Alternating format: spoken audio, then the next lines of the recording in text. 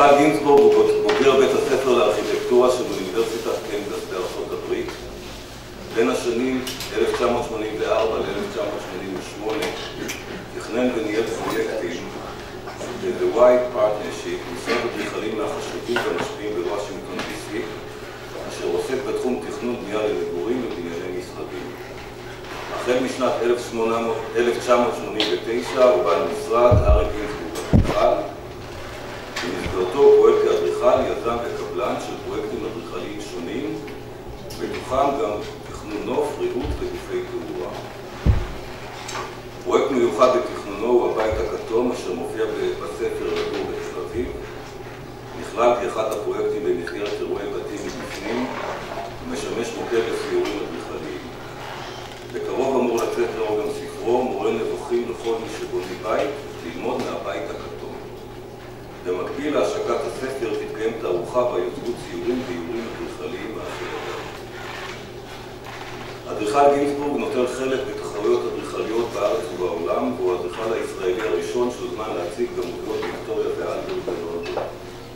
הוא בעל השכלה מוזיקלית רחבה, מוזיקאי פעיל בהרכבים שונים בארץ ובחו"ל, כותב ומרצה על מוזיקה בפורומים שונים ובעל ידע רחב בתחומי ארכיטקטורה ואומנות. פרסומיו הופיעו במגזינים שונים כגון דוב, מילאנו, ירחון, דוקרין, בלונדון, פורבס, ובעיתונים גלוב, ידיעות אחרונות, מעריב, ירושלים פוסט, כלכליסט ועוד. הוא משתתף קבוע בפאנלים ותוכניות טלוויזיה בנושא אדריכלות, תכנון ועיצוב, ומנהל בלוג בקפה דה מרקר ופוסטים על מוזיקה. אדריכל אריק גינזבורג הוא מאייר בעל ניסיון רב בתיאוריה, בהיסטוריה ובפרקטיקה של האיור, והבעתם האדריכלית, הגרפית והעיצובית. מתוך ניסיונות זה יוצא בפנינו היום בנושא ההיסטוריה והסיפורים שמאחורי הפרספקטיבות הגדולות. אריק, בבקשה, הבמה לרשותך.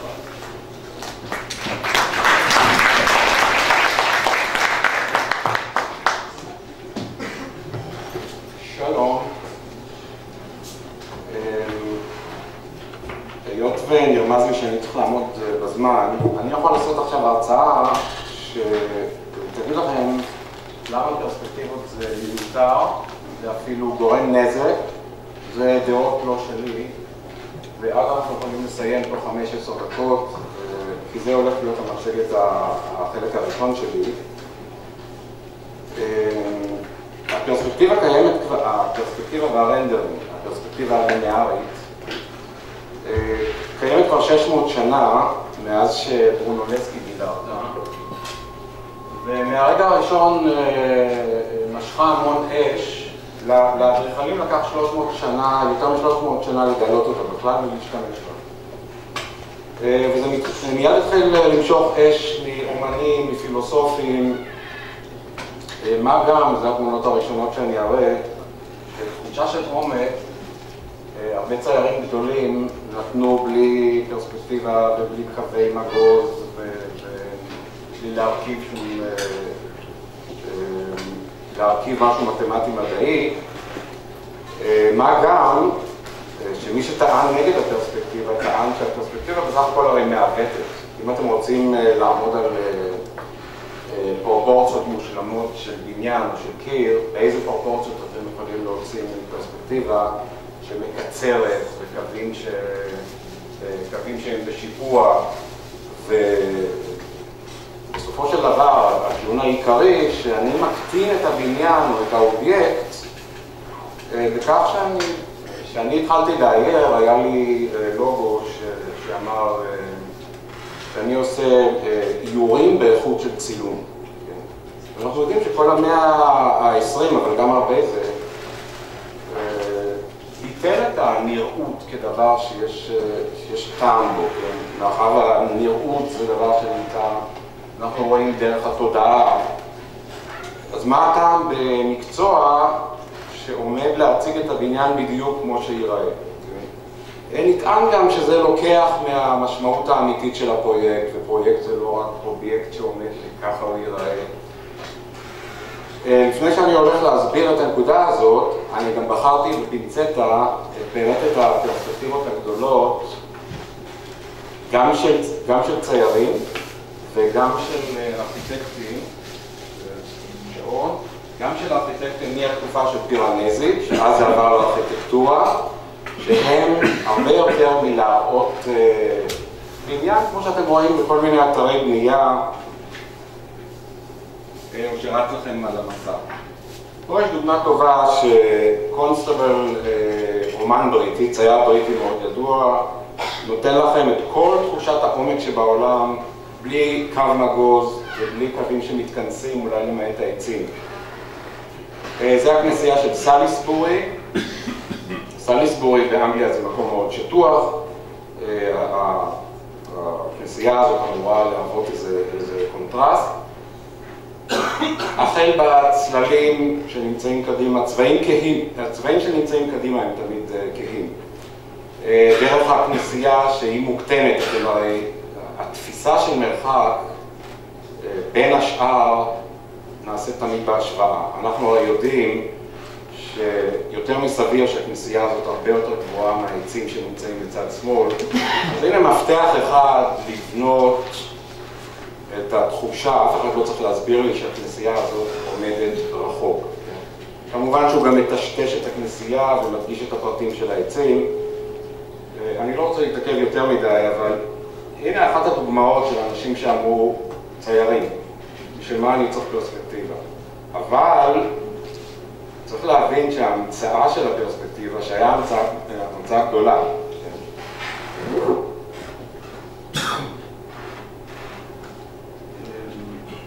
נתפסה על ידי ציירים במשך מאות שנים, חלקם פשוט היו אחזו בזה ולא ירפו. זה שינה להם את כל הציור. מצד שני אנחנו רואים הרבה ציירים, כל הלאונרדו, הרבה שנים לפני זה. פה זה סטאדי של קונסטבל, שמראה עם טריק מאוד, ואני אראה טריקים כאלה אצל כל מיני אחרים, גם אצל פרנק לויד רייט בדברים שלו. הצנים שנמצאים קרוב בדרך כלל יהיו כהים. למשל, אם אתם עושים ארקדה, אם אתם מציירים, ומאחורי הארקדה יש קיר, בניגוד למה שהייתם חושבים, הארקדה צריכה להיות כהה, קיר יהיה בהיר, ואז זה מביא לכם את השורה, הארקדה, את השורה של הקשתות קדימה. כמובן שיש פה, לא צריך פה קווי מגוז, לא צריך פה שום פרספקטיבה, בשביל להבין שיש פה עץ שעומד קדימה, העץ הוא גם גדול, כי יש פה גם עניין של גודל, ומאחורה יש, השמש לא מגיעה לתוך היער, אבל זה די ברור שיש פה עומק, בלי להתרש בפרספקטיבה.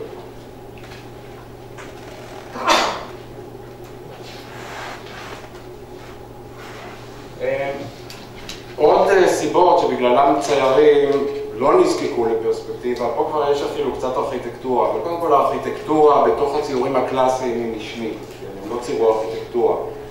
אבל הנושא של אחד האינדיקציות למרחק אותנו זה, הרי הכל בהשוואה. אני פשוט מסתכל על האנשים שיושבים בשורה הראשונה, ואני מסתכל על האנשים שיושבים בשורה התחתונה, ורק בגודל, תהליך של לימוד, אני מיד מבין שיש לי פה, זה לא אנשים שיושבים פה בציור על הקיר. אתם רואים את זה האימא של ישו. נכון שהוא השתמש פה, זה פרספקטיבה של נקודה אחת, אבל זה לא מה שאני רוצה להגיד. עוד דרך שאני לא צריך, ככה הם טענו פרספקטיבה, תסתכלו את העוזרות שלה מאחורה, מצד שמאל, הן יותר קטנות, הגודל, אבל הן לא קטנות בהרבה. כלומר, זה מסביר לי שהן עומדות מאחוריה, ההשוואה בגודל, אבל עומדות יחסית די קרוב. עוד סיבה, דברי ציירים, למרות שמאות ואלפי ציירים כן השתמשו בפרספקטיבה ותכף נראה את זה, אני יכול לתת תחושה של עומק ומרחב וגודל, גם אם לא היו ממציאים את הפרספקטיבה המדעית, מתמטית, כמו שזה נקרא. עשיתי פה קפיצה ענקית מישהו מכיר את פסנלה? פסנלה? צייר? זה קפיצה אדירה של 500 שנה לאמצע המאה ה-20. פסנלה גדל, אבא שלו היה מוביל קרח ברחובות ניו יורק, בעגלה, אבל הוא לא הצייר הנאיבי שהייתם חושבים. פסנלה משתמש בפרספקטיבה, הוא מצייר את הסצנה של העיר. העיר בשבילו זה סדום ועמורה, זה מקום שאנשים בעצם לא חלק מזה. מה שחשוב זה שהוא בתמונה אחת מוכר ומצייר לפי... יש לו כמה נקודות שהוא רוצה. כלומר, הוא לא עומד במקום אחד להסתכל, כמו שאתם לוקחים, הוא מזיז את הפרספקטיבה שלו בכל מיני גבהים ומקומות. אם תשימו לב, מביא עוד כמה תמונות שלו. הוא מסתכל על האנשים שברחוב מלמעלה, על המכוניות.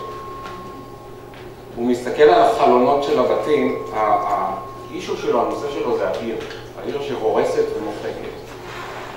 הוא מסתכל על החלונות של הבניינים, קצת מזכיר סרטי מתח שההליקופטר נכנס שם לתוך בין הגורדי שחקים ומסתובב כמו בוודיות כאלה.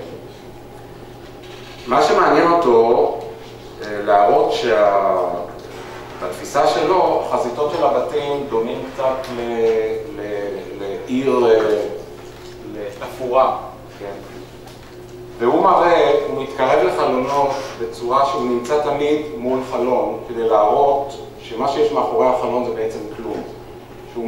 מה שיש מאחורי חלון זה איזשהו פרופיל, כמו שילד היה מצייר אותו. והוא מסתכל על הפרופיל כסימן.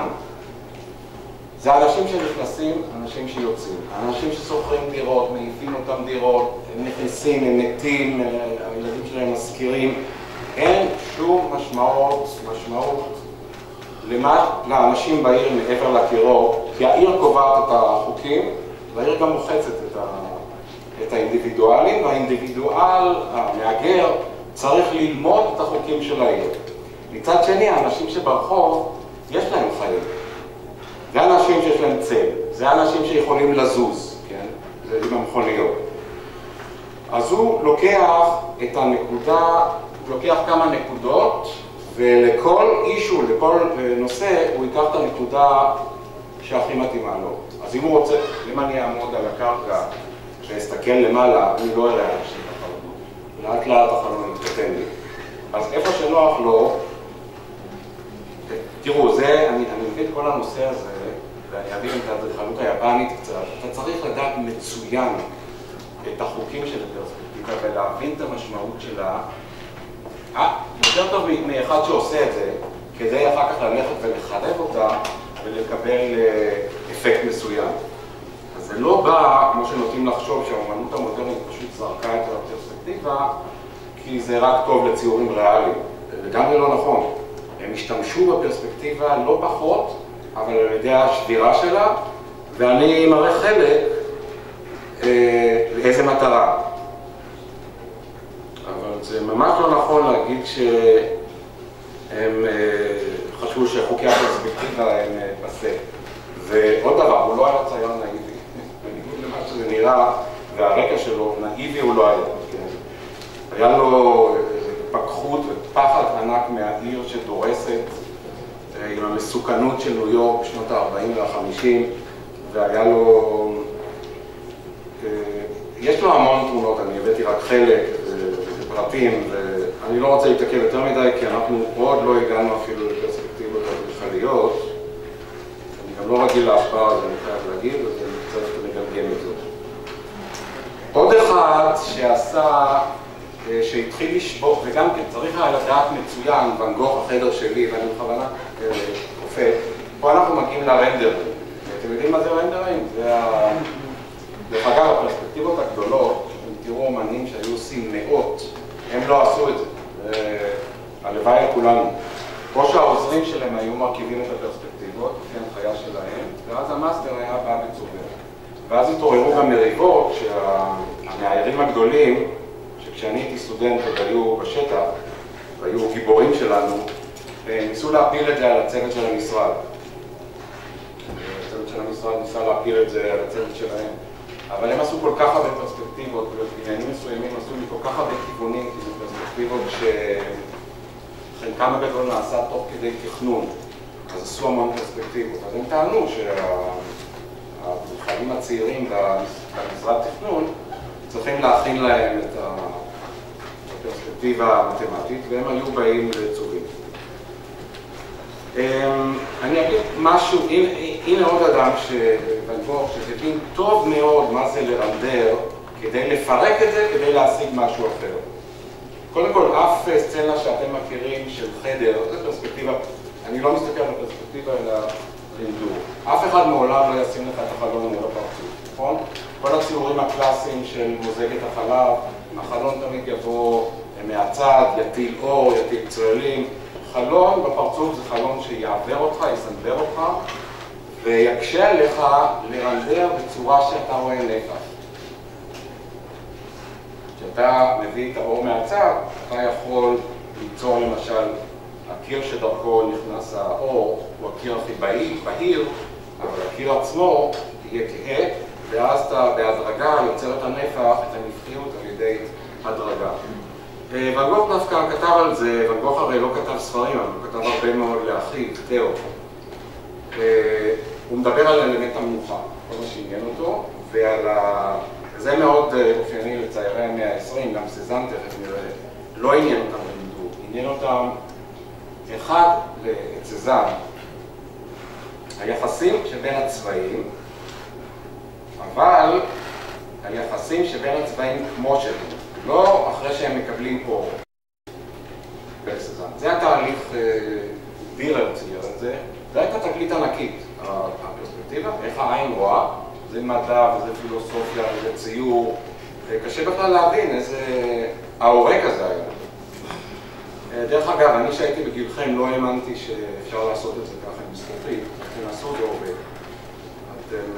זה ה-picture plane, המישור הזה שאתם מקרינים עליו את מנקודת המבט שלכם, שזה עובר דרך הפינות של הבניין, הקו הזה האנכי, הם עשו את זה על זכוכית.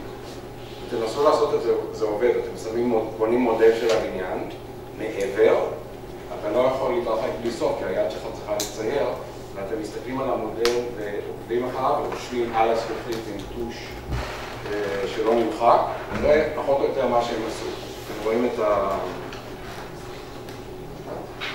נחזור למה שאני ניסיתי לומר אצל ואן גוך רצה, וזה בכלל היה מוטו של אומנים במאה ה-20, היחסים שבין הצבעים, בלי העיוות שהפרספקטיבה תיתן להם, בגלל שפרספקטיבה נותן לך קירות שהן אף פעם לא באותו צבע. אז גם אם אני בוחר את הכל כחול, אני לא יכול לקחת את אחד הקירות ולעשות לו קונטרסט עם הצהוב של המיטה, כי יש כחול כזה ויש כחול כזה ויש כחול כזה.